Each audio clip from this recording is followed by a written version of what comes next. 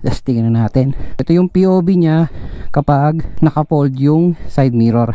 Nanakbo ka, tapos dumaan ka sa mga uneven roads, bumababa siya. So, ayan o, try natin sa lubak sa humps. Ayun, so ito yung aking ginagamit na side mirror. Dito sa MSI 115, yung Street King na version 1. Matagal na yan, yan pa yung unang labas. Ang unang pinadala sa akin ay yung purple tint. So, meron din akong blue tint at yung clear. Yan yung blue tint na Street King version 1. Meron na rin yung version 2 at version 3. Ito naman yung ginagamit ko sa aking ADV 160 na Motaro CNC prismatic na side mirror. Parehong side mirror natin ay fully adjustable. So, nababaliktad yan at kung anong gusto mo orientation ay pupwede. Meron din niyang tinted na lens, na blue lens. Pero, depende sa preference nyo kasi yung blue lens ay medyo madilim sa gabi, pero ang kagandahan niyan is may anti-glare siya. So pagka may mga naka-high beam sa likod mo ay hindi ka masyado masisilaw. So yan, ngayon titingnan natin kung ano magiging itsura pag nakakabit yung ating bagong side mirror sa Mio o kaya dito sa ADB. Check natin. Tara, open natin. Ito na yung padala ni Sir P. Tara, unbox natin. Wala packaging. Tik yan.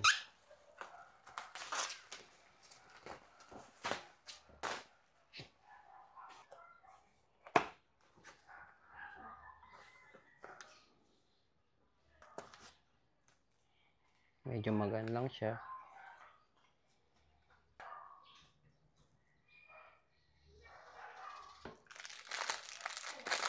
May kasama rin siyang mga bolts pag Yamaha o kaya pang Honda. Tapos may cover na rin.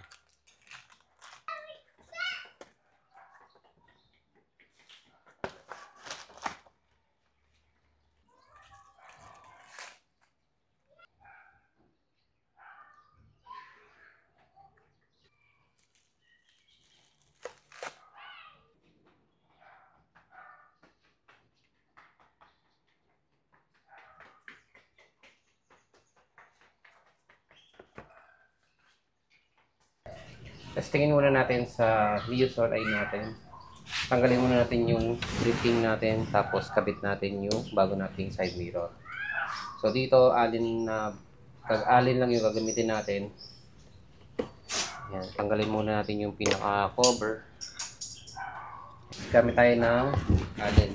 Meron ako ditong 46 pieces na tool set. Pwede nyo yung gamitin to kasi marami itong iba't ibang size ng socket saka alin. So, lalagay ko na lang din yung link sa description pag gusto niyo nito. Napaka tagal ko na itong ginagamit at halos lahat nagkagamit ko dito. Pwede ka rin mag-change oil gamit itong mga tools na to.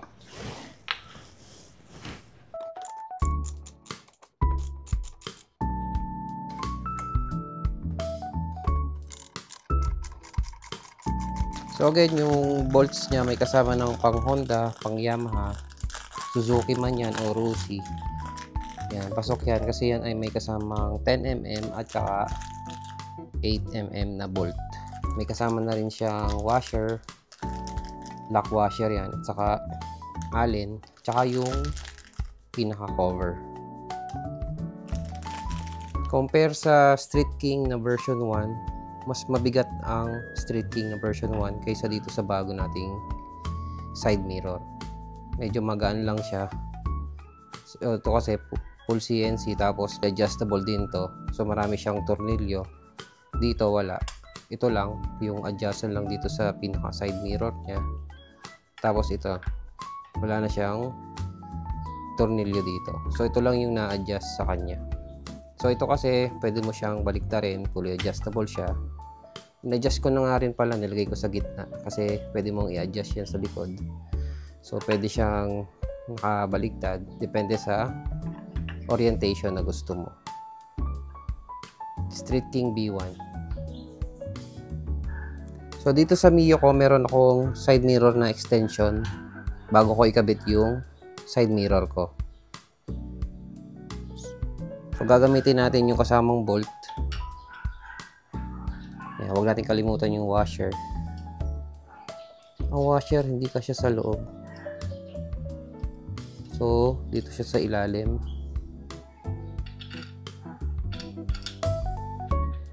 Yan. Tapos, gamit tayo ng Allen.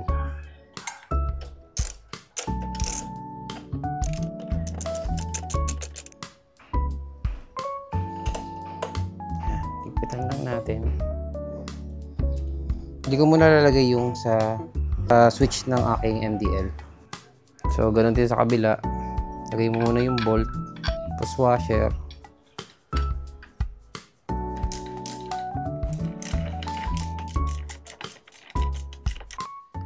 Kayo guys, so ito na yung itsura niya pag nakakabit sa Mio Soul Eye. So, unang tingin talagang parang hindi siya side mirror, pero hindi yan, hindi naka-fold pa yung side mirror niyan. So, parang ano lang siya, parang pakpak lang. Pero pag ginatan mo siya, wow! So, yan yung itsura niya kapag naka-open na yung kanyang side mirror. So, ito yung magiging itsura niya pag, ito yung POV kapag naka-open yung side mirror. Pag naka-fold, yan. Ang angas niya tingnan, no? Parang ano lang siya, parang pakpak lang. So, pag gagawin mo siyang, pag i-open mo yung side mirror, ganun lang siya. Eh, ang kagandahan kasi nito, pagka mga surfy na side mirror is 1:1, wala siyang grado. So, yun nga lang, ang magiging adjustment mo dito is up and down lang. So, di mo na siya ma-adjust ng left and right katulad dun sa Street King, kasi doon fully adjustable siya, no? So, dito taas baba lang. So, ganito lang ang magagawa mo sa kanya. Ano, lampas 4 fingers yung kanyang dimension. Napakalaki ng pinakasalamin niya, at kitang-kita mo yung nasa likod mo. Wala rin siyang grado.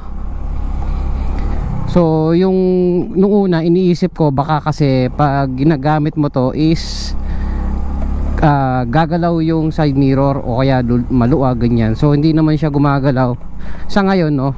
Ewan ko lang pag tumagal. So, yan, no? Okay naman siya sa tingin ko. Hindi naman siya gumagalaw kahit medyo rough road yung dinadaanan ko o kaya dumaan ako sa humps. Hindi siya bumababa ng kusa. So, yan yung itsura ng side mirror na to pag nakakabit dito sa Mio. Ramdam ko yung gaan niya compare dun sa Street King B1 na mabigat yung pinaka-stem. Dito, so, since manipis lang siya, gaan lang siya, wala naman siyang alog, stable din siya, no? So, ngayon try naman natin sa ADV. Okay, so ngayon naman tatanggalin naman natin yung ating CNC na prismatic dito sa ating ADB. Yan naman ang tetesting natin. So, same lang to ng weight ng Street King B1. So, medyo may kabigatan din compare dito sa ating bagong side mirror.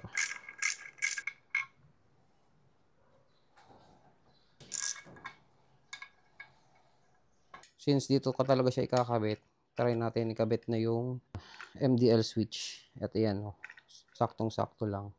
Hindi ko na siya sa ibabaw ikakabit, dito pa rin siya sa ilalim.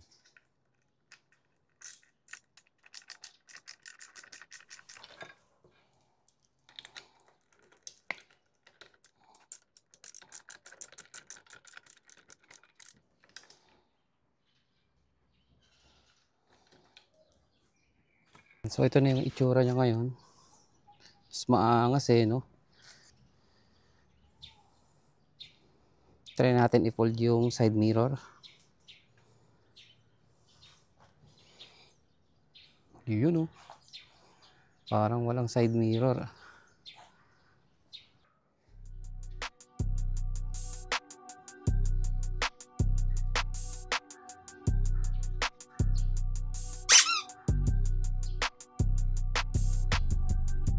Bago natin gamitin, meron nga pala siyang kasamang cover para dito sa butas niya para hindi siya mangalawag, kasi hindi stainless yung pinaka bolt niya.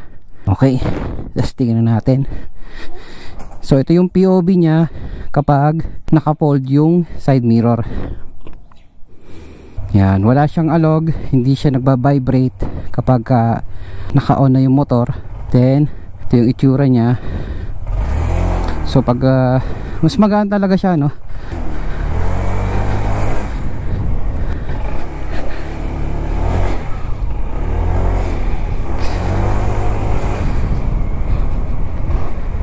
ganda niyang tingnan. So ngayon naman open naman natin yung side mirror, unfold naman natin. Ayun oh. So medyo ano lang tayo ng konting adjustment kasi hindi masyado kita yung likod. Ayan, okay. Ito naman kabila, ganun din, kailangan nating adjust ng konti. For context, ang side mirror na ito ay originated from Rizoma. So pag binisita mo yung website nila, makikita mo yung original na design ng Rizoma na pinagayahan nito. At ang original price nga pala nito ay 550 euros. Pag kinonvert mo sa peso ay nasa 34,400. Oh my God! Wow! So diba sobrang mahal? Ganon kaganda yung side mirror na to. Ano sa tingin nyo mga kanipo? Nagustuhan nyo ba yung ganitong klaseng side mirror? Ilalagay ko na lang yung mga link ng mga side mirror na ginamit ko mula Street King, Ducati side mirror, at saka itong bagong Stealth Max sa side mirror. Ilalagay ko na lang yung mga link dyan sa description section. So hanggang sa susunod na video, thanks sa panonood and ride safe sa lahat. Peace out.